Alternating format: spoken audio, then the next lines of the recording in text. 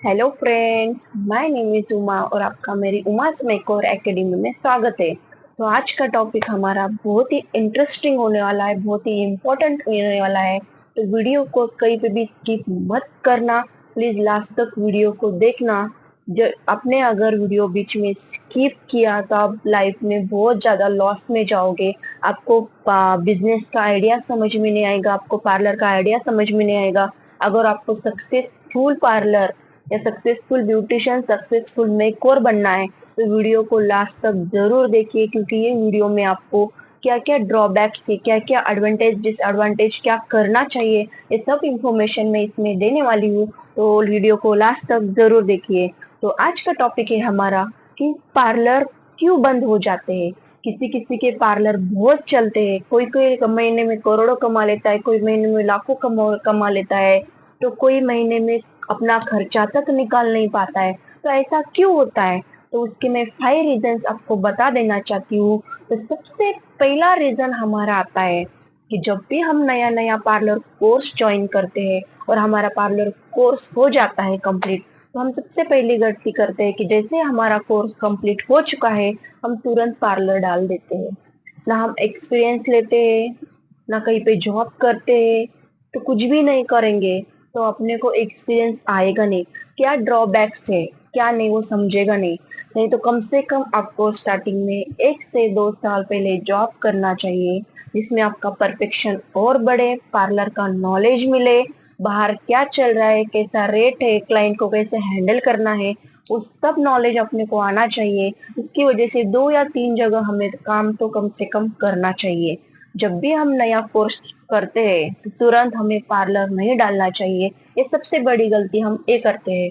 और सेकंड गलती हमारी ये हो जाती है कि जो पार्लर हमने डाल भी दिया तो हम क्या करते हैं, घर में आराम से सो जाते हैं और कोई स्टाफ को पार्लर चलाने के लिए रख देते हैं।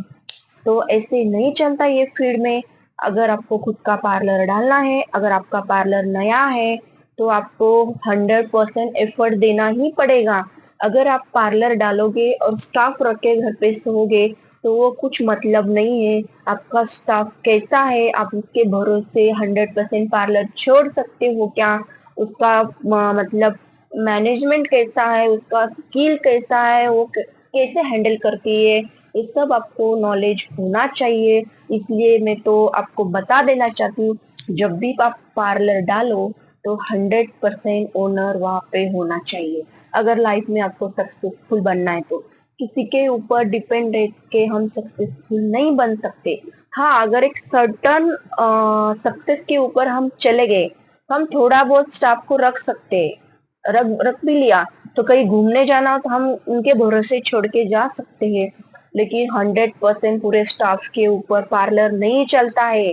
वो आपके लिए इतना मेहनत, क्लाइंट को सजेस्ट करना, उनको अट्रैक्ट करना, उनको बताना, उनको पटाके देना, ये कोई नहीं कर सकता, ये खाली ओनर ही कर सकता है, क्योंकि ओनर को जरूरत है क्लाइंट की।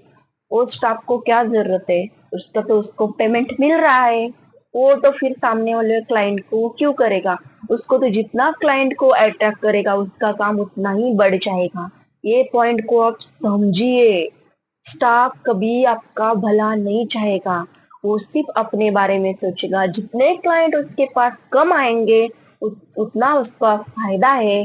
तो वो आपके पैसों के लिए वो क्लाइंट को क्यों ये करेगा, क्यों पटाएगा, क्यों उसको समझाएगा, क्यों उसको एडवांटेज बताएगा? तो ये बात आप कान खोल कर सुन लीजिए। स्टाफ के भरोसे मत बैठे, वो कितना भी अच्छा हो, वो आपका भला क्यों चाहेगा? और चाहा भी तो क्या उसको पेमेंट से बढ़कर कुछ मिलने वाला है?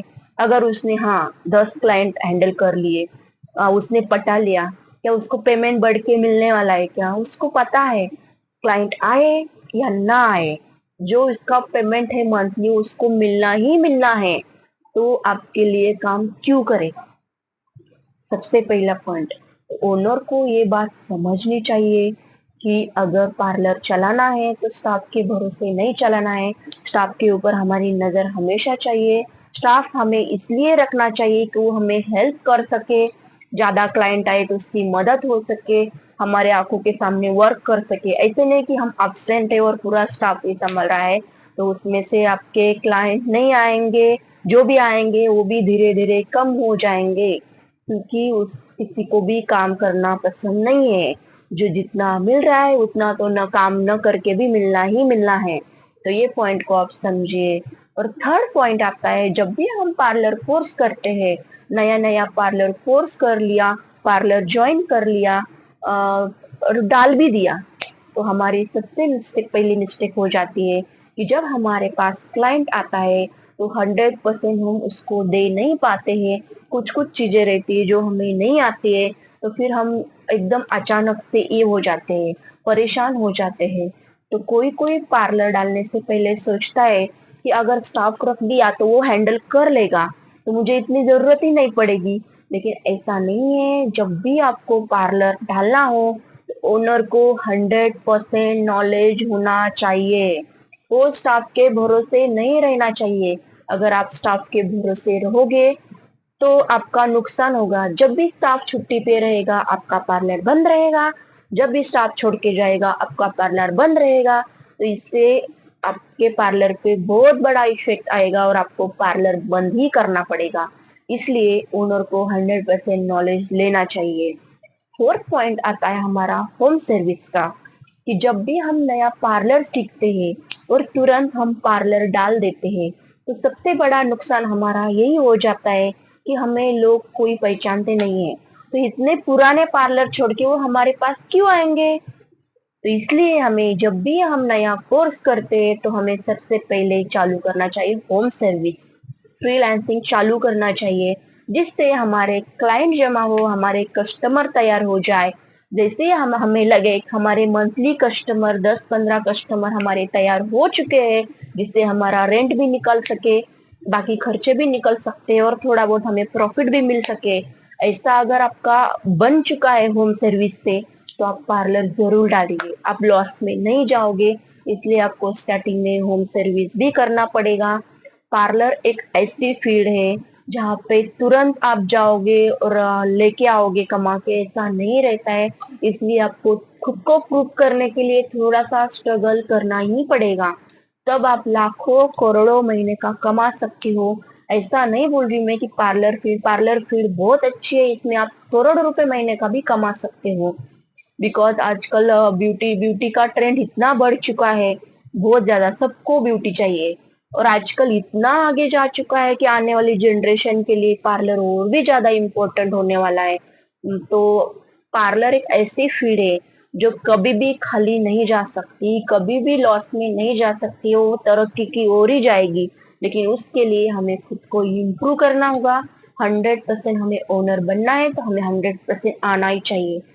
100% हमें आता नहीं तो ओनर कहलाने का हमारा हक नहीं है। हम वैसे खुद की नजरों में ओनर बन सकते हैं, लेकिन सामने वालों की नजरों में हम ना ओनर है ना स्टाफ है, हमारी कोई वैल्यू नहीं रहेगी और हमारा पार्लर बंद करना पड़ेगा। और लास्ट हमारा आता है कि हमारे पास नॉलेज भी आ गया, हमारे पास एक्सपीरियंस भी आ गया, हमने होम सर्विस भी की, बाद में हमने पार्लर डाला, फिर भी हमारा पार्लर नहीं चल रहा है। तो क्यों? तो सबसे इम्पोर्टेंट आता है हमारा नेचर, हमारे बोलने का तरीका। अगर हमारे पास क्लाइंट आ गए तो हमारा काम है, कितनी भी भीड़ रहे या कुछ भी रहे, हमारा काम भी रहे, जब भी हमारे पास क्लाइंट आता है तो उसका सेटिस्फेक्शन होना चाहिए, उसकी सर्विस मिलनी चाहिए, तभी वो क्लाइंट हमारे पास वापस वापस आएगा। अगर हम अपने एटीट्यूड में ही बोले कि नहीं आज काम है आप चले जाओ, नहीं आज भीड़ है आप चले जाओ, नहीं आज मैं ब्लॉक करके बाहर जा रही हूँ आप चले जाओ, ऐसे में क्लाइंट नहीं आता है और आपके पार्लर नहीं टिकता है।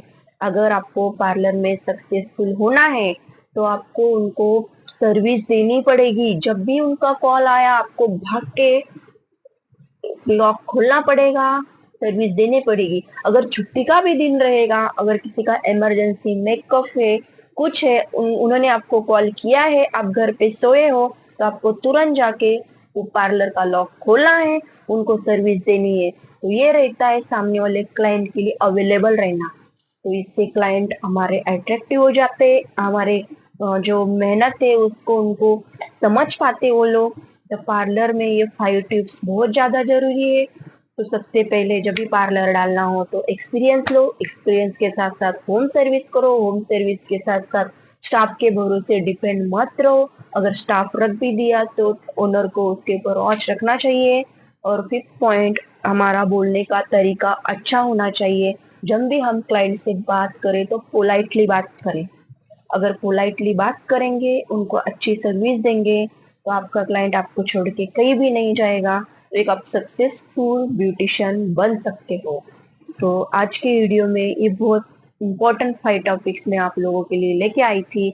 तो आगे भी हम ऐसे टॉपिक लेके आएंगे, क्योंकि जो मेरा एक्सपीरियंस है वो मैं आपके साथ शेयर करना चाहती हूँ। तो मिलते हैं नेक्स्ट वीडियो में। Bye bye.